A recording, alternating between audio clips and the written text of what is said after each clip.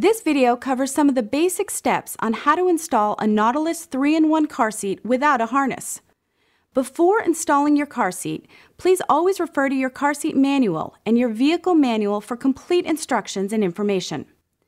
Place the car seat in the back seat of your car facing the front of the vehicle. Thread the shoulder seatbelt through the shoulder belt guide located at the top back of the car seat. Make sure to match the left or right shoulder belt guide with the corresponding left or right seatbelt seat position. Do not use a lap-only belt with this car seat. Adjust the head support so the bottom is even with the top of your child's shoulders, and the shoulder belt comes across your child's shoulder, not across the neck or head. Buckle the seatbelt, and if you've already reviewed your owner's manual, you're ready to go.